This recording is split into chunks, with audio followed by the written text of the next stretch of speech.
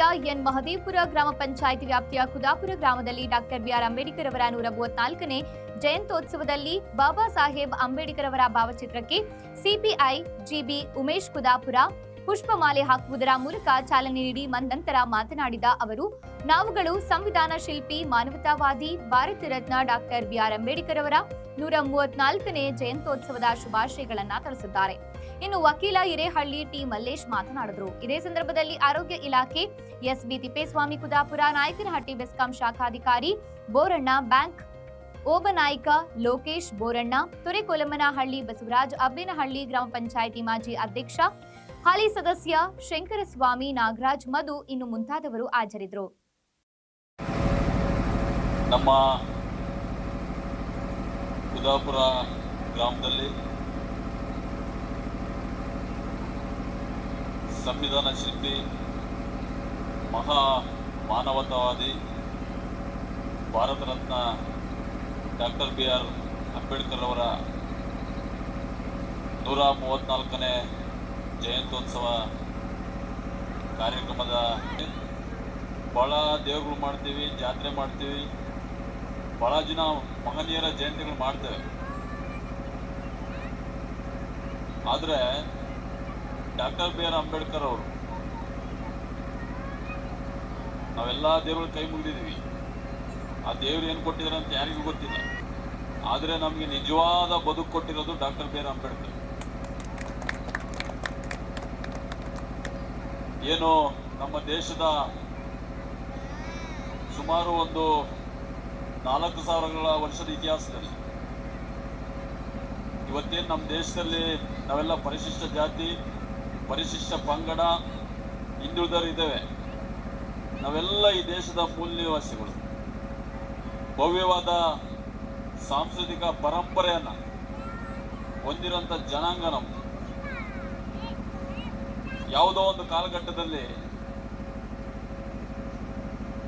ವಿದೇಶದಿಂದ ಬಂದಿರುವಂಥದ್ದು ವ್ಯವಸ್ಥಿತವಾಗಿ ನಮ್ಮ ಎಲ್ಲ ಲಕ್ಷಣಗಳನ್ನು, ನಮ್ಮ ಸಾಮಾಜಿಕ, ಸಾಂಸ್ಕೃತಿಕ, ಧಾರ್ಮಿಕ ಲಕ್ಷಣಗಳೆಲ್ಲ ತೆಗೆದು ವ್ಯವಸ್ಥಿತವಾಗಿ ನಮ್ಮನ್ನು ಮೂಲೆ ಗುಂಪು ಮಾಡಿ ಈ ದೇಶ ಆಳಂತ ಜನ ನಾವು ಇವತ್ತು ಮೂಲೆ ಗುಂಪಾಗಿದ್ದೇವೆ. ಡಾಕ್ಟರ್ ಬಿ ಆರ್ ಅಂಬೇಡ್ಕರ್ ಒಂದು ಕಡೆ ಹೇಳ್ತಾರೆ, ಅವರು ಕ್ರಾಂತಿ ಮತ್ತು ಪ್ರತಿಕ್ರಾಂತಿ, ರೆವಲ್ಯೂಷನ್ ಅಂಡ್ ಕೌಂಟರ್ ರೆವಲ್ಯೂಷನ್ ಹೇಳಿದ್ದಾರೆ. ವ್ಯವಸ್ಥಿತವಾಗಿ ನಮ್ಮನ್ನ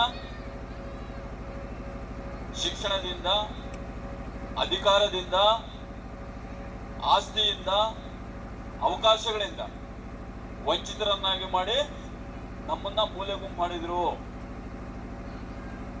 ಭವ್ಯವಾದ ಇತಿಹಾಸದಂತ ಜನಾಂಗ ನಮ್ದು. ನಾವೇನಿವತ್ತು ಈ ಡಾಕ್ಟರ್ ಬಿ ಆರ್ ಅಂಬೇಡ್ಕರ್ ಅವರು ಸಂವಿಧಾನ ಬರೋದ್ರಿಂದ ನಮಗೆಲ್ಲ ಸ್ವಲ್ಪ ಶಿಕ್ಷಣ, ಅಧಿಕಾರ ಸಿಕ್ಕು ನಾವೆಲ್ಲ ಮನುಷ್ಯರಾಗಿದ್ದೇವೆ. ಇದಕ್ಕಿಂತ ಹಿಂದೆ ಬಹಳ ಚೆನ್ನಾಗಿದ್ದೀವಿ ನಾವು. ಏನು ಆರ್ಯರು ಈ ದೇಶಕ್ಕೆ ಬರೋದಕ್ಕಿಂತ ಮೊದಲು ಭವ್ಯವಾದ ಇತಿಹಾಸ, ಸಿಂಧು ಬಯಲು ನಾಗರಿಕತೆ ನಮ್ದದು. ಆವಾಗಲೇ ಒಳ್ಳೆ ನಗರ ಯೋಜನೆ ಇತ್ತು, ಮಾತೃಪ್ರಧಾನ ಕುಟುಂಬ, ಮಹಿಳೆಯರಿಗೆ ಬಹಳ ಒಳ್ಳೆಯ ಸ್ಥಾನಮಾನ ಇತ್ತು ನಮ್ಮ ಸಮಾಜದಲ್ಲಿ. ಅವ್ರು ಬಂದ ಮೇಲೆ ಅದನ್ನೆಲ್ಲ ವ್ಯವಸ್ಥಿತವಾಗಿ ನಮ್ಮ ಲಕ್ಷಣಗಳನ್ನ ತೆಗೆದು ಶಿಕ್ಷಣ ವಂಚಿತರನ್ನಾಗಿ ಮಾಡಿ ಅಧಿಕಾರದಿಂದ ದೂರ ಇಟ್ಟು ನಮ್ಮನ್ನ ಸೇವಕರನ್ನಾಗಿ ಇಟ್ಕೊಂಡು, ಇದನ್ನ ನೋಡಿದಂತ ನಮ್ಮ ಬುದ್ಧ, ಗೌತಮ ಬುದ್ಧ ಫಸ್ಟ್ ನಮಗೆ ಮೊದಲೇದಾಗಿ ನಮಗೆ ಈ ಶಿಕ್ಷಣ, ಅಧಿಕಾರ, ಸಮಾನತೆ, ಅವಕಾಶಗಳನ್ನು ಕೊಟ್ಟಿದ್ದು. ನಂತರ ನಮ್ಮ ಬಸವೇಶ್ವರರು, ಆದ್ಮೇಲೆ ನಮ್ಮ ಅಂಬೇಡ್ಕರ್.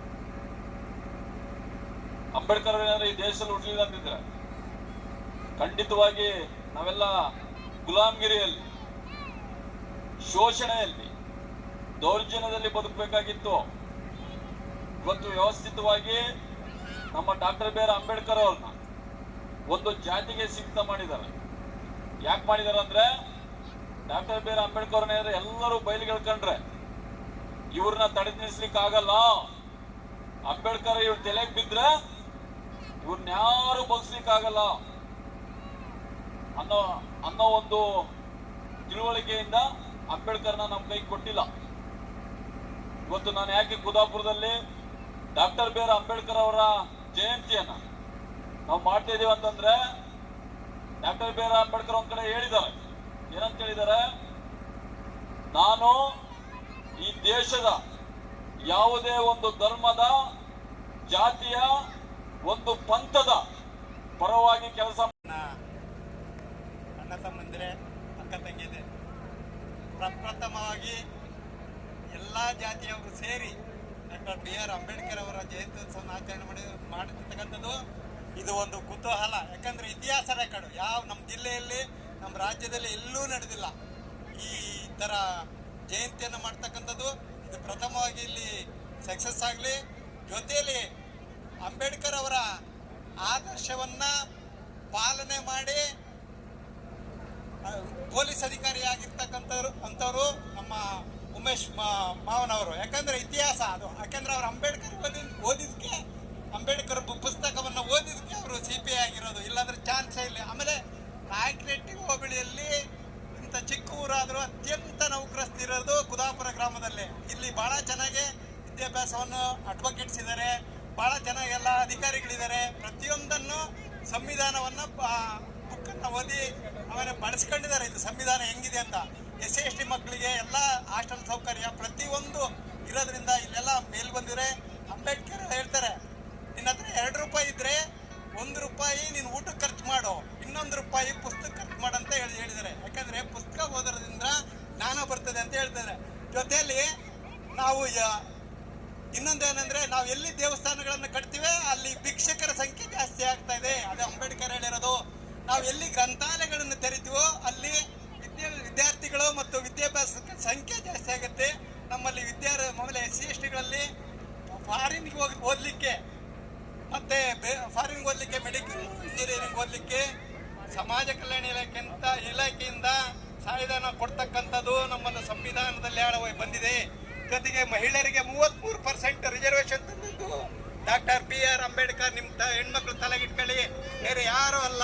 ರಿಸರ್ವೇಶನ್ ಅನ್ನು ಹೆಣ್ಮಕ್ಳಿಗೆ ಈ ಗ್ರಾಮ ಪಂಚಾಯತಿ, ಜಿಲ್ಲಾ ಪಂಚಾಯತಿ, ತಾಲೂಕ್ ಪಂಚಾಯತಿ ಪ್ರತಿಯೊಂದರಲ್ಲೂ ಅಧ್ಯಕ್ಷರು, ಉಪಾಧ್ಯಕ್ಷ ಆಗ್ತದ್ದು ಅಂಬೇಡ್ಕರ್ ಸಂವಿಧಾನ. ನೀವು ಬೇರೆ ಯಾವುದಲ್ಲ, ಯಾವ ಹಿಂದೂ ಧರ್ಮ ಅಲ್ಲ, ಯಾವುದೋ ಗ್ರಂಥ ಅಲ್ಲ, ಕುರಾನ್ ಅಲ್ಲ, ಇನ್ನೊಂದಲ್ಲ ಮತ್ತೊಂದಲ್ಲ.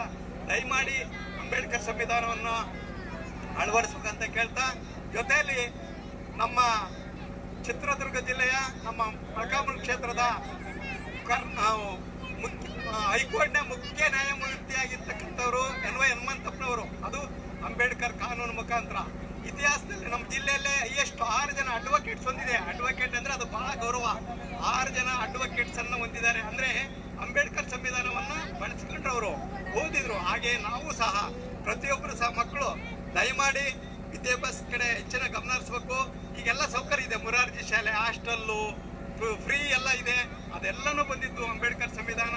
ದಯಮಾಡಿ ಪ್ರತಿಯೊಬ್ಬರು ಅಂಬೇಡ್ಕರ್ ಸಂವಿಧಾನದ ಜೊತೆಯಲ್ಲಿ ಪುಸ್ತಕಗಳ ಮಕ್ಕಳನ್ನ, ಹೆಣ್ಮಕ್ಳು ವಿದ್ಯಾಭ್ಯಾಸದ ಕಡೆ ಗಮನ ಹರಿಸಬೇಕು.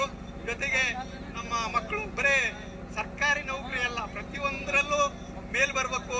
ಒಂದು ಬಿಸಿನೆಸ್ಸು, ಇನ್ನೊಂದು ಮತ್ತೊಂದು, ಪ್ರತಿಯೊಂದರಲ್ಲಿ ಸಹ ಎಲ್ಲದರಲ್ಲೂ ಮೇಲ್ ಬರ್ಬೇಕಂತ ಹೇಳ್ತಾ, ನಾನು ಕುದಾಪುರ ಗ್ರಾಮದ ಇನ್ನೂ ಹೆಚ್ಚಿನ ಸಂಖ್ಯೆಯಲ್ಲಿ ನೀವು ವಿದ್ಯಾಭ್ಯಾಸವನ್ನು ಮಾಡಬೇಕಂತ ಹೇಳ್ತಾ, ಮೊನ್ನೆ ನಮ್ಮ ಹಿರೇಹಳ್ಳಿಯಲ್ಲಿ 12 ಜನ, ಅಂದ್ರೆ ಅದು ಅಂಬೇಡ್ಕರ್ ಸಂವಿಧಾನ, 3 ಜನಕ್ಕೆ ಮೆಡಿಕಲ್ ಸೀಟ್ ಸಿಕ್ಕಿದೆ, 3 ಜನ MBBS ಸೀಟ್ ಸಿಕ್ಕಿದೆ. BR ಅಂಬೇಡ್ಕರ್ ಅವರ ಜಯಂತ್ಯೋತ್ಸವ ನಾವೆಲ್ಲರೂ ಕೂಡ ಸೇರಿ ಆಚರಣೆ ಮಾಡ್ತಾ ಇದ್ವಿ.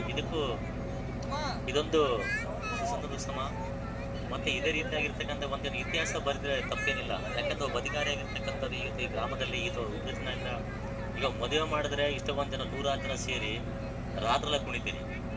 ಒಬ್ಬ ಮಹಾನ್ ವ್ಯಕ್ತಿ ಬಗ್ಗೆ ನೀವು ನಿರ್ಲಕ್ಷ್ಯದಿಂದ ಇವತ್ತು ಯಾವುದೇ ಒಂದು ರೀತಿಯಾಗಿ ಮನಸ್ತಾಪ ಇಲ್ಲದ ನೀವು ಮನೇಲಿ ಕೂತ್ಕೊಂಡು ಇವತ್ತು ಎಲ್ಲ ಕೂತ್ಕೊಂಡು ನಾನು ನಿಜಕ್ಕೂ ಕೂಡ ನನಗೆಲ್ಲ ಒಂದ್ ಕಡೆ ನನಗೆ ನೋವನ್ನು ತರ್ತಾ ಇದೆ. ಯಾಕಂದ್ರೆ ಯಾರಿಗೂ ಗೊತ್ತಿರತಕ್ಕಂಥ ವ್ಯಕ್ತಿ ಬಗ್ಗೆ ನೀವು ಇವತ್ತು ಒಂದು ಗಂಡ ಹೆಣ್ಣಿನ ಬಗ್ಗೆ ಇವತ್ತು DJ ಅಲ್ಲಿ ಮೊನ್ನೆ ನಮ್ಮ ಸಾಹೇಬರು ಕುಣಿತಾ ಇದ್ರು ಸೊಸೆ ಮದುವೆಯಲ್ಲಿ ಇರ್ತಕ್ಕಂಥ ವ್ಯಕ್ತಿ ಜಾತ್ರಾ ಪ್ರಯುಕ್ತವಾಗಿ ನಿಮ್ಮೂರಲ್ಲಿ ಇವತ್ತು ಈ ರೀತಿಯಾಗಿರ್ತಕ್ಕಂಥ ಒಂದು ಅದ್ಭುತವಾಗಿ ಕಾರ್ಯಕ್ರಮ ನೆರವೇರಿಸ್ಕೊಡ್ತಿದ್ದಾರೆ.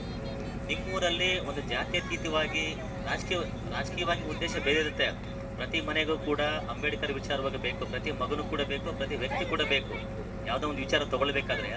ಬಟ್ ಈ ರೀತಿಯಾಗಿ ಮಾಡ್ತಕ್ಕಂಥ ನನಗೆ ತುಂಬಾ ನೋವು ಆಗುತ್ತೆ. ಯಾಕೆಂದ್ರೆ ಪ್ರತಿ ಗ್ರಾಮದ ಪ್ರತಿ ವ್ಯಕ್ತಿಗಳು ಮನೆ ಬಾಗಿಲು ಹಾಕೊಂಡು ಈ ಕಾರ್ಯಕ್ರಮ ಮಾಡಬೇಕು. ಇದು ನಮ್ಮ ಹಕ್ಕು, ನಮ್ಮ ಜವಾಬ್ದಾರಿ. ಇದು ನಾವು ಮಾಡ್ಬೇಕಾಗಿರ್ತಕ್ಕಂಥ ಉದ್ದೇಶ ಇಲ್ಲಿದೆ, ನಾವೆಲ್ಲೂ ಅಲ್ಲ. ನಮ್ಮ ಮಕ್ಕಳಿಗೆ ಒಳ್ಳೆ ಭವಿಷ್ಯ ಬೇಕು ಅಂತಂದ್ರೆ ಇಂಥ ಮಹಾನ್ ವ್ಯಕ್ತಿನ ಮುಂದಿಡ್ಕೊಂಡು ನಾವು ಮುಂದುವರಿಬೇಕು. ಅಂತ ಮಹಾನ್ ವ್ಯಕ್ತಿ ನಾವು ಪೂಜೆ ಮಾಡಿಲ್ಲ, ಅಂತ ಮಹಾನ್ ವ್ಯಕ್ತಿ ಬಗ್ಗೆ ನಮ್ಗೆ ಗೌರವ ಇಲ್ಲ, ಅಂತ ಮಹಾನ್ ವ್ಯಕ್ತಿ ನಾವೆಲ್ಲ ಒಂದ್ ಕಡೆ ಅವ್ರು ಯಾರ ಕಾರ್ಯಕ್ರಮ ಮಾಡ್ತಾನೆ, ಇದು ತಪ್ಪು ಕಲ್ಪನೆ ಇದು.